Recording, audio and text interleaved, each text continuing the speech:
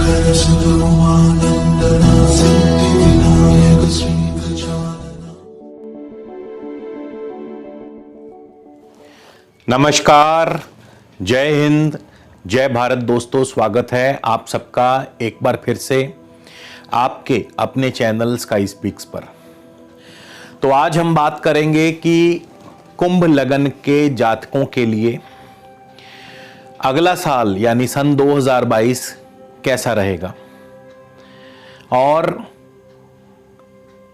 अलग अलग ग्रहों के गोचर का आपके जीवन पर क्या प्रभाव होगा, आज की चर्चा का विषय रहेगा।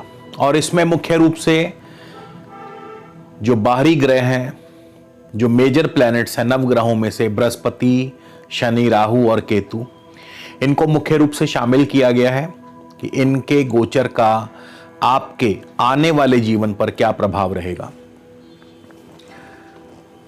आगे बढ़ने से पहले एक बात और बता दूं कि यह जो गोचर फल है लगन पर आधारित है, तो कृपया इसे लगन से ही देखने का प्रयास कीजिएगा। और इसके अलावा यदि आप मुझसे किसी भी प्रकार का निजी ज्योतिषीय परामर्श लेना चाहते हैं तो स्क्रीन पर मेरा व्हाट्सएप नंबर दिया है। आप इस नंबर पर हमें व्हाट्सएप के जरिए कंसल्टेशन या फिर परामर्श टाइप करके लिख भेजिए। आगे की पूरी प्रक्रिया आपको उत्तर में भेज दी जाएगी। उसके पश्चात आप चाहें तो अपना अपॉइंटमेंट बुक करवा सकते हैं, शुल्क लागू रहेंगे। इसके अलावा दोस्तों, हमारी वेबसाइट है www.skyspeaks.in। आप हमारी वेबसाइट के माध्यम से भी अपना अपॉइंटमेंट बुक करवा सकते हैं। तो चलिए शुरुआत करते हैं, कुंभ लगन की बात करते हैं। कुंभ लगन के स्वामी है शनि। कुंभ राशि जो है स्थिर राशि है और इसका जो प्रतीक चिन्ह है वो कुंभ ही माना गया है। कुंभ यानी घड़ा। तो कुंभ राशि, कुंभ लग्न में उत्पन्न जातक स्थिर प्रकृति के होते हैं, बहुत ज्यादा धीमी गति से कार्य करने वाले या सोच विचार करके कार्य करने वाले। यदि सही तरीके से कहा जाए तो बहुत ज्यादा सोच विचार करके ही किसी भी कार्य को आगे बढ़ाते हैं। और चूंकि कुंभ घड़ा जो है ये ज्ञान का प्रतीक माना गया है, यदि घड़ा पूर्ण रूप से भरा हुआ होगा तो कम आवाज करेगा, कम शोर करेगा। यानी जब ये अंतर मन से संतुष्ट होते हैं तो ये दिखावा बहुत कम करते हैं। लेकिन यदि घड़ा आधा भरा हुआ होगा तो ज्यादा शोर करेगा।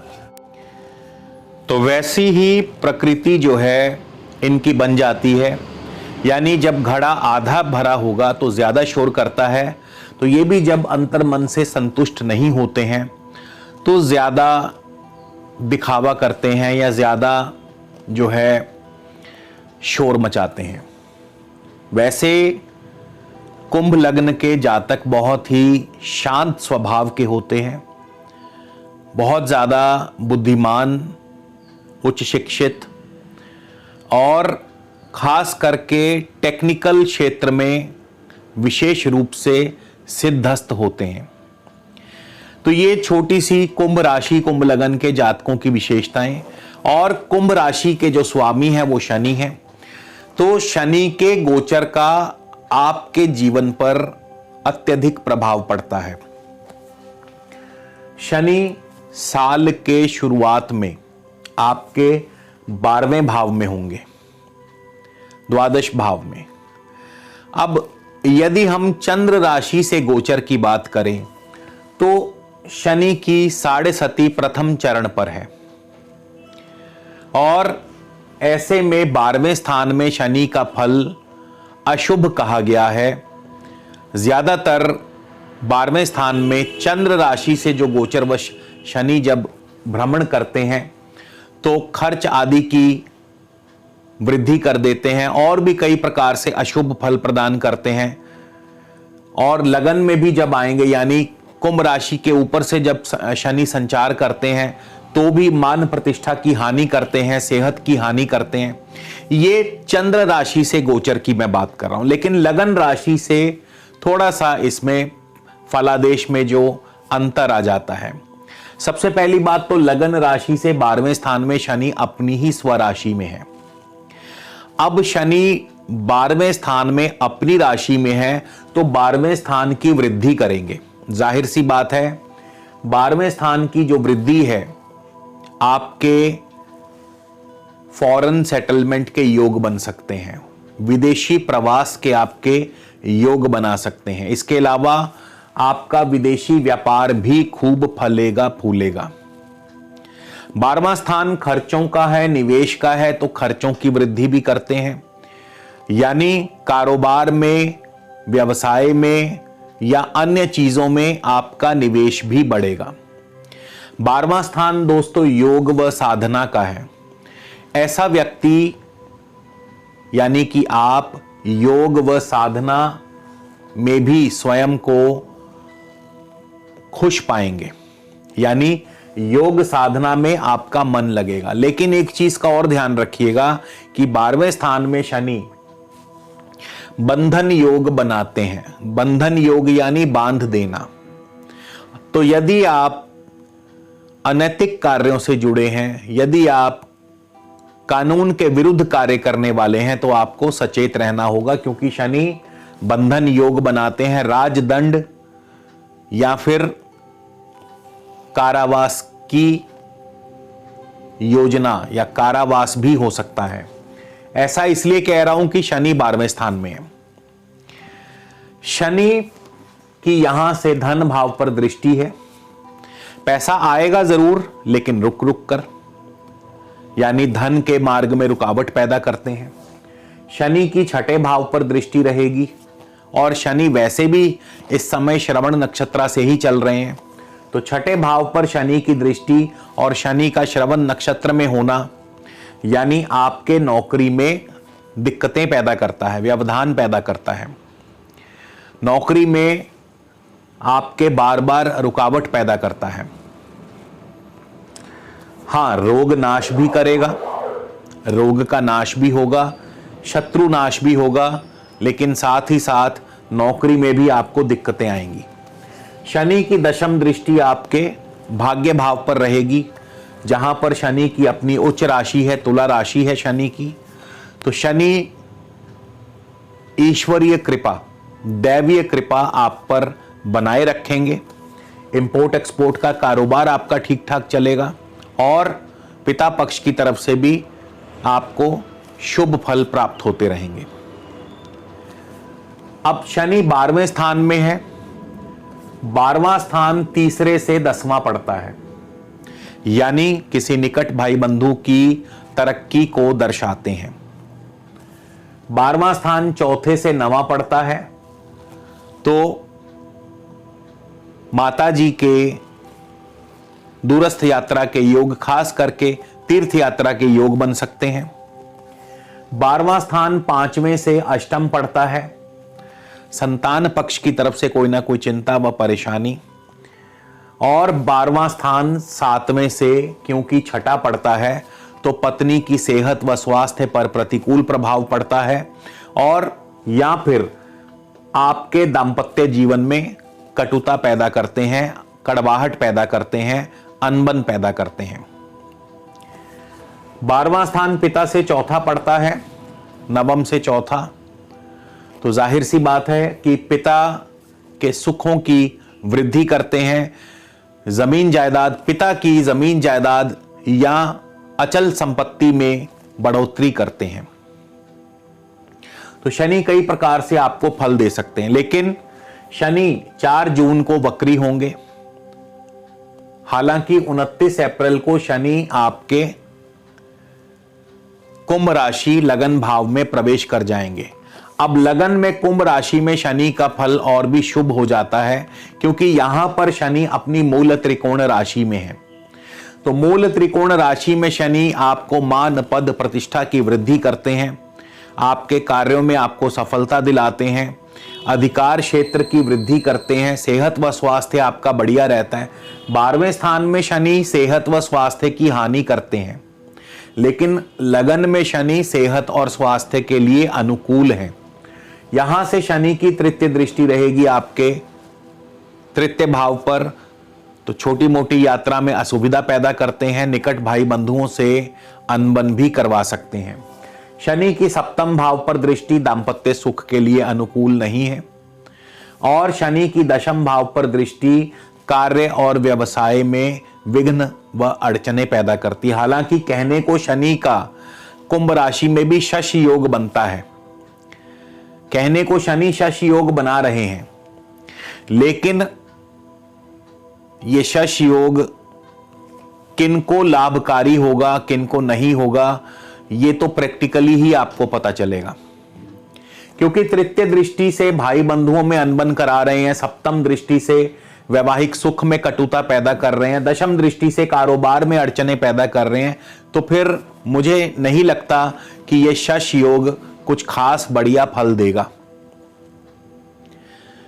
बशर्ते कि शनि आपकी अपनी जन्म पत्रिका में बहुत अधिक शुभ होने चाहिए तो ही यह शश योग आपको शुभ फल दे पाएगा। अन्यथा शनि लगन में होकर के भी हाँ, मान प्रतिष्ठा जरूर बढ़ती है, यश फैलता है, आपके अधिकार क्षेत्र की वृद्धि करते हैं, कार्यों में सफलता भी दिलाते हैं, लेकिन कहीं कहीं जो इनकी दृष्टि है तृतीय भाव, सप्तम भाव और दशम भाव पर आपके आड़े भी आती है, आपके कार्यों में रुकावट भी पैदा करती है।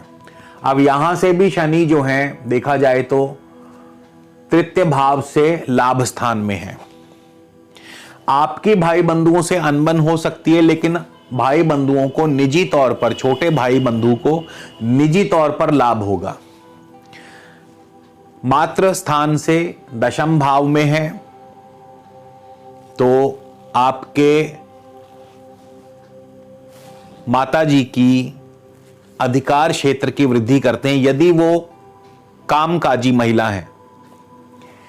पंचम भाव से नवम भाव में है तो संतान के भाग्य की वृद्धि करते हैं।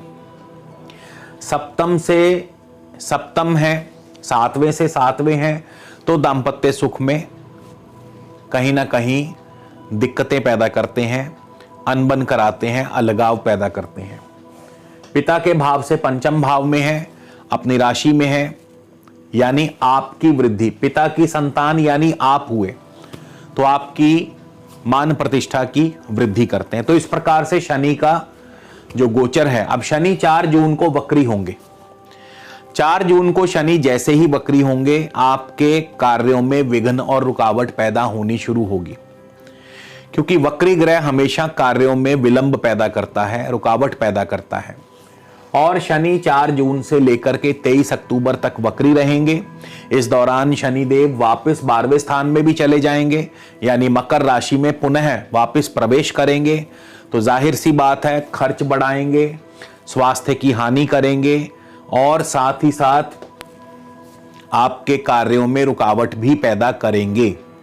जो भी कार्य आप कर रहे हैं उसमें रुकावट पैदा करेंगे। तो शनि का गोचर यहां पे जो फर्स्ट हाफ है, यानी साल का जो प्रथम आधा हिस्सा है, उसमें शनि का गोचर आपके लिए फिर भी शुभ फल दे जाएगा, लेकिन सेकंड हाफ जो है वो उतना बढ़िया नहीं रहेगा। इसके अलावा बृहस्पति साल के शुरुआत में आपके लगन में ही है, कुंभ राशि में है बृहस्पति, और लगन में बृहस्पति जो है निसंदेह मान प्रतिष्ठा की वृद्धि, भाग्य की वृद्धि करते हैं और साथ ही साथ आपको हर प्रकार से धन धान्य की पूर्ति करते हैं।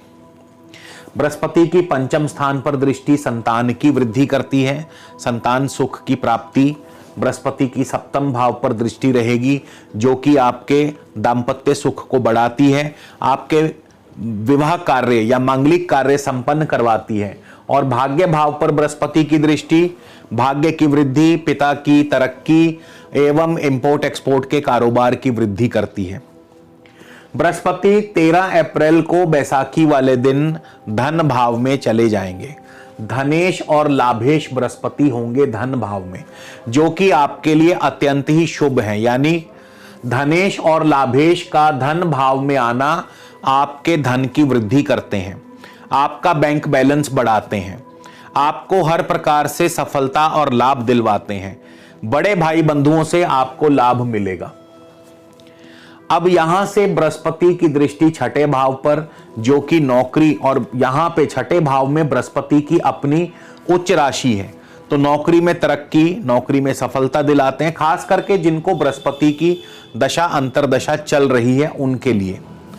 तो बृहस्पति की दशा अंतरदशा यदि आपको चल रही है तो नौकरी में तरक्की, नौकरी नहीं है तो नौकरी दिलवा देंगे, ऋण की सुविधा भी आपको दिलवाते हैं, लेकिन कहीं कहीं आपको रोग भी दे सकते हैं, यानी रोग की वृद्धि भी करते हैं। बृहस्पति की अष्टम भाव पर दृष्टि अचानक धन लाभ करवाती है, पैतृक संपदा दिलवा सकती है, कोई रुका हुआ फंसा हुआ धन आपको मिल सकता है, कोई आपकी डेड पेमेंट आपको वापस मिल सकती है। और यहां से बृहस्पति की दशम भाव पर दृष्टि आपके कारोबार व नौकरी में आपको तरक्की दिलवाती है, कारोबार की वृद्धि करती है, मान प्रतिष्ठा की वृद्धि करती है और आपके अधिकारों की वृद्धि करती है। तो बृहस्पति यहां से आपको अत्यंत ही शुभ फल प्रदान करेंगे और शनि ठीक उसका विपरीत फल देंगे, कारण कि शनि जहां बैठते हैं वहां की वृद्धि करते हैं, लेकिन जहां शनि की दृष्टि जाती है वहां की हानि कर देते हैं। तो शनि की दशा अंतरदशा जिनको चल रही है उनको थोड़ा सा विपरीत फल हो सकता है मिले। हालांकि शनि इतने बुरे भी नहीं है, अगर आपकी कुंडली में शनि शुभ बैठे हैं तो फिर शनि आपको अवश्य ही शुभ फल प्रदान करेंगे, लेकिन फिर भी अधिकांश यही देखा गया है कि शनि जो है लगन में होकर के भी उतना बढ़िया फल नहीं दे पाते हैं। और बृहस्पति जो है धन भाव में बहुत ही बढ़िया फल प्रदान करते हैं, कुटुंब सुख की वृद्धि करते हैं, पारिवारिक सुख की वृद्धि करते हैं। इसी भांति राहु आपके साल के शुरुआत में चौथे भाव में होंगे तो केतु आपके 10वें भाव में होंगे। चौथे भाव में राहु, यहां पे राहु जो हैं सुख में कमी करते हैं, खास करके माता जी की सेहत व स्वास्थ्य में कमी करते हैं, जमीन जायदाद संबंधी कार्यों में विघ्न पैदा करते हैं, रुकावट पैदा करते हैं और माता पिता दोनों के लिए कष्टकारी है। यहां तक कि आपके नौकरी कारोबार में भी व्यवधान पैदा करते हैं, जो कि केतु दशम भाव में बैठे हैं। जिनको भी राहु और केतु की दशा अंतरदशा चल रही है उनके लिए बता रहा हूं। राहु तृतीय भाव में और केतु नवम भाव में चले जाएंगे 12 अप्रैल को, और तृतीय भाव में राहु शुभ फल देते हुए माने गए हैं, देखे गए हैं। केतु भी नवम भाव में शुभ फल देने वाले माने गए हैं। तो राहु और केतु के तृतीय भाव में जाने से आपके कार्यों में आपको सफलता मिलने लगेगी, भाई बंधुओं का सुख सहयोग आपको प्राप्त होगा, यात्रा आदि से लाभ होगा। हालांकि स्थान परिवर्तन का योग भी बन सकता है, लेकिन अन्य मामलों में आपको सफलता ही प्राप्त होगी, अचानक धन लाभ प्राप्त होगा, भाग्य आपका प्रबलता से साथ देगा, इंपोर्ट एक्सपोर्ट का कारोबार आपका बढ़िया से चलेगा। तो बृहस्पति, शनि, राहु और केतु का इस प्रकार से आपको फल प्राप्त होगा अगले साल 2022 में। इसके अलावा विशेषतः 14 जनवरी से 12 फरवरी सूर्य बुध शनि आपके 12वें स्थान में होंगे, तो सेहत व स्वास्थ्य का थोड़ा सा ध्यान रखिएगा। आपके दाम्पत्य जीवन में भी कड़वाहट पैदा करते हैं। इसके बाद 27 फरवरी से 5 मार्च तक मंगल, बुध, शुक्र, शनि जो हैं आपके 12वें स्थान में। 12वें स्थान में इन चारों ग्रहों के युति योग से सेहत और स्वास्थ्य तो उतना बढ़िया नहीं, लेकिन हाँ विदेशी व्यापार आपका बढ़िया रहेगा, विदेश जाने के अवसर प्राप्त हो सकते हैं, फॉरेन सेटलमेंट हो सकता है, इंपोर्ट एक्सपोर्ट का कारोबार आपका बढ़िया चलेगा, नए कारोबार में या नई संपत्ति में आपका निवेश हो सकता है। तो कई प्रकार से मिले जुले फल आपको प्राप्त होंगे। इसके बाद विशेष तौर पर 16 अक्टूबर से 13 नवंबर तक मंगल और शनि का 5वें और 12वें स्थान में षडाष्टक योग बनेगा, जो कि संतान पक्ष के लिए उपयुक्त नहीं है। तो 16 अक्टूबर से 13 नवंबर तक पंचम भाव में और 12वें स्थान में मंगल और शनि का यह षडाष्टक योग संतान पक्ष के लिए हानि कर सकता है, संतान को कष्ट दे सकता है, लव लाइफ में दिक्कतें पैदा कर सकता है, शेयर मार्केट में आपको नुकसान हो सकता है।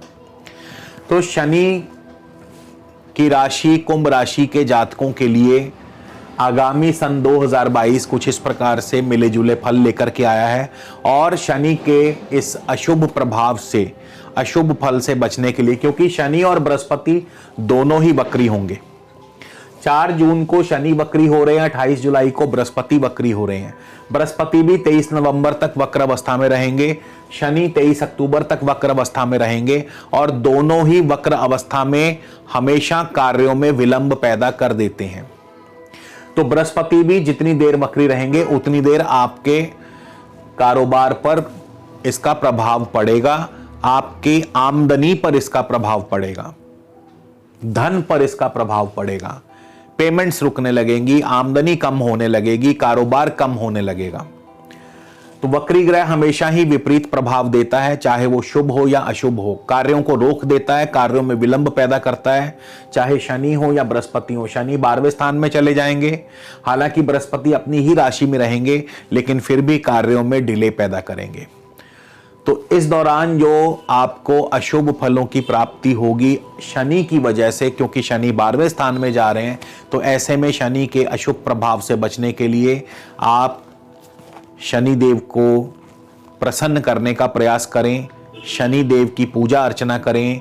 ओम शम शनैश्चराय नमः इस मंत्र का रोजाना जाप करें, शनि मंदिर जाएं, शनि मंदिर में शनि की प्रिय वस्तुओं को अर्पित करें, जैसे कि तेल, लोहा, चमड़ा, काले उड़द, नारियल, बादाम, ऐसी चीज़ों को आप शनि देव को अर्पित करें तो निश्चित तौर पर शनि देव की कृपा आप पर बनी रहेगी। तो इसी के साथ दोस्तों आपसे विदा लेता हूं, अगले वीडियो में आपसे फिर मुलाकात होगी। तब तक के लिए नमस्कार, जय हिंद, जय भारत।